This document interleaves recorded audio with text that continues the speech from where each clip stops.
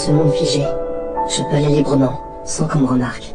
Ben est un jeune homme de 25 ans au visage juvénile. Il a la capacité de figer le temps et de faire ce qu'il veut. Bien sûr, il l'utilise pour déshabiller les femmes et effectuer son activité préférée, dessiner et faire leurs portraits nus. Mais les choses n'étaient pas toujours ainsi pour Ben. Voyons comment tout a commencé. 5 semaines plus tôt, on voit Ben se disputer avec sa petite amie Suzy, qui le traite de loser. Il en a assez et rompt avec elle. Ce fut la première rupture de Ben. Cela enrage Suzy encore plus, et elle commence à lui lancer des objets. À ce moment-là, tout tourne au ralenti pour Ben. Après la rupture, Suzy passe rapidement à autre chose et trouve du réconfort auprès d'un autre gars. Ben les remarque ensemble à la cafette et se demande si elle l'a réellement aimé un jour, vu la vitesse à laquelle elle est passée à autre chose. Son pote Sin lui dit de l'oublier et de passer à autre chose. Arrête de te prendre la tête pour une fille qui t'a plaqué pour un charlot comme Steve Jenkins. Ben dit que de toute manière, il ne pouvait pas la rendre heureuse car elle pensait toujours que l'herbe était plus verte ailleurs. Alors Sin lui conseille de sortir avec les filles les plus canons pour la rendre jalouse. Cependant, le succès de Sin avec les femmes était assez impressionnant.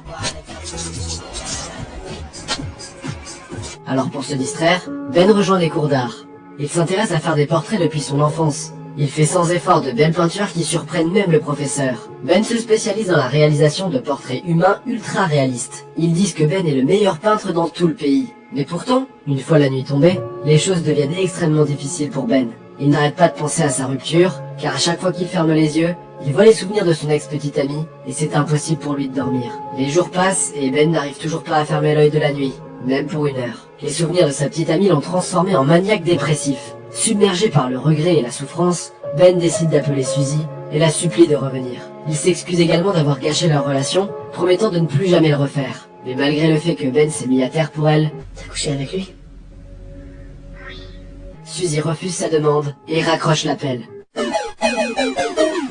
Après cela, Ben s'est envolé dans un abîme de désespoir encore plus profond. Si seulement il pouvait figer le temps et regarder des seins. Au cours des prochains jours, il fait de son mieux pour passer le temps. Il lit des livres, regarde des films, et fait même des voyages en solo dans d'autres villes. Cependant, dès que la nuit tombe, l'insomnie se manifeste, et cela devient difficile pour lui de se concentrer sur autre chose. Une nuit, il se dirige vers un local de supermarché où il remarque une offre d'emploi pour staff de nuit. Ben pense que c'est l'occasion idéale pour occuper ses 8 heures supplémentaires et gagner de l'argent, alors il postule immédiatement pour le travail. Le lendemain, il obtient un entretien avec le manager Jenkins et finit par décrocher le poste. Ben est enfin heureux après une longue période, et il a le sentiment que sa vie est sur le point de changer. Il s'habitue à son nouveau travail et note comment ses collègues gèrent différemment l'art de passer le temps. La caissière Sharon s'assure de toujours cacher l'horloge avec divers objets. Elle croit que le temps passera moins vite si elle le regarde. Ensuite, voici Barry Brickman, qui n'est jamais sérieux au travail avec son ami tout aussi pareil, Matt Stevens. Ils font différentes farces sur les clientes, comme glisser un jouet pour adultes dans leur sac. Certaines des clientes sont perplexes lorsqu'elles le trouvent, mais d'autres décident de le garder. Le seul gars qui ne semble pas se soucier de l'heure, c'est leur patron, Jenkins. Il peut continuer encore et encore à vanter son corps et sa richesse. Ben a la façon la plus inhabituelle de passer le temps. Dans les affres de sa mélancolie profonde, il se dissocie du temps et de la réalité.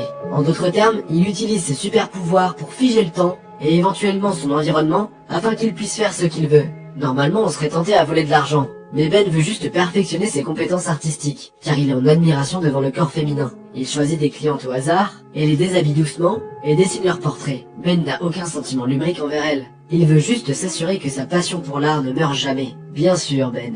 Une fois qu'il a fini, il les rhabille et fait claquer ses doigts pour que le temps recommence à couler. C'est devenu la vie de Ben maintenant. Ce n'est pas quelque chose dont il est fier, mais au moins il n'est plus déprimé ou fou. Lentement mais sûrement, il a commencé à se détourner de Suzy. À la maison, Ben traîne souvent avec son meilleur ami. Les deux sont ensemble depuis l'enfance. Sin est exactement le contraire de Ben, car tout ce qui l'intéresse, c'est entrer dans la culotte des filles. Il est révélé qu'il est allé dans tous les clubs de danseuses de la ville. Une nuit, pendant son quart de nuit, Ben rencontre la caissière Sharon dans le vestiaire. Il semble avoir le béguin pour elle, mais n'a pas le courage de lui en parler. Les deux passent un moment un peu spécial pour Ben.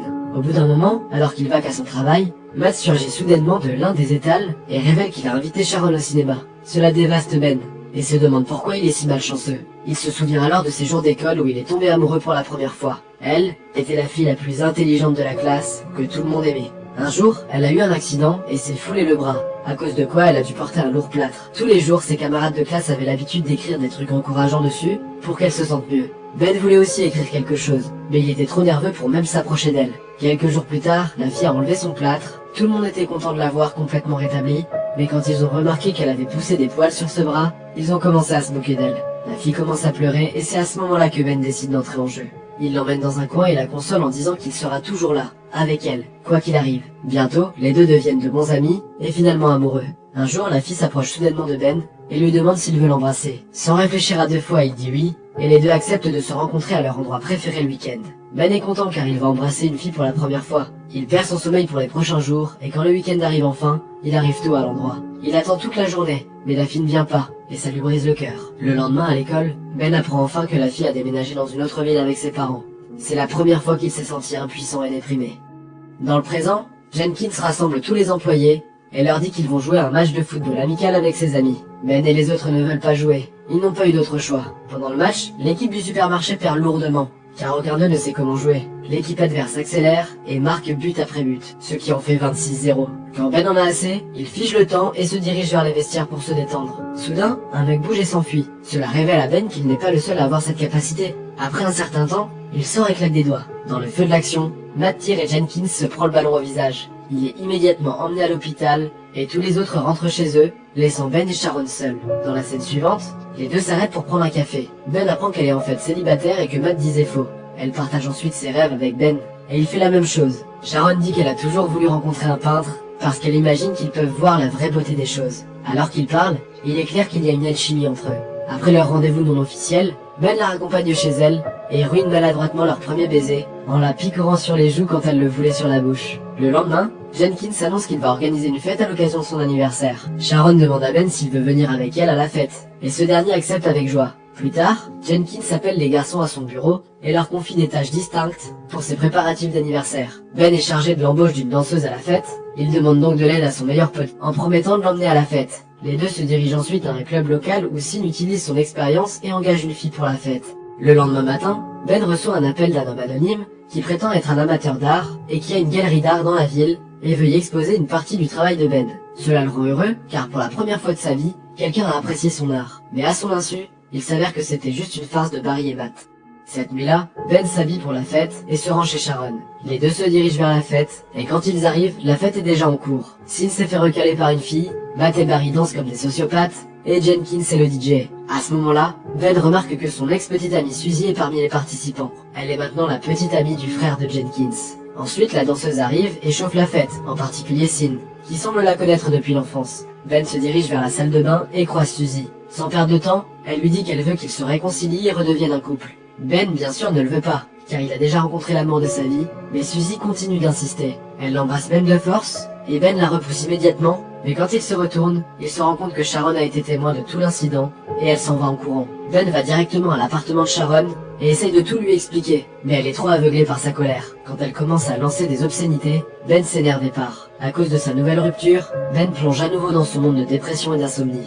Il vient de perdre la fille qu'il avait sortie de son monde sombre. Dans la scène suivante, Ben se rend avec certaines de ses meilleures œuvres d'art à la galerie d'exposition. Mais le propriétaire de la galerie nie avoir pris rendez-vous avec lui, faisant comprendre à Ben qu'il s'est fait avoir par Barry et Matt. Alors qu'il est sur le point de partir, le propriétaire remarque certains de ses croquis de Sharon et demande de jeter un coup d'œil. Sans surprise, il les aime et Ben se voit offrir une nuit pour exposer son travail dans la galerie. Quelques jours plus tard, Sharon reçoit une invitation officielle à l'exposition d'art de Ben. Bien qu'elle soit en colère contre lui, elle décide de visiter la galerie. Lorsqu'elle arrive, elle est surprise de voir que l'œuvre d'art la représente. Il s'avère que Ben a arrêté de faire des portraits d'autres femmes, et il a passé tout son temps sur Sharon. Elle était l'amour de sa vie, et il ne pouvait pas regarder une autre femme qu'elle. Mais comment sait-il exactement à quoi ressemble Bététon? Ben essaie d'expliquer ce qui s'est passé le soir de la fête, mais Sharon dit qu'il n'a pas à le faire. Elle a maintenant réalisé à quel point il l'aime juste en regardant ses peintures. Les deux partagent un baiser romantique, en plein milieu de la salle de galerie d'art. Dans la scène finale, Ben utilise ses pouvoirs et fige tout. Cependant cette fois-ci, même Sharon peut se déplacer dans le monde figé.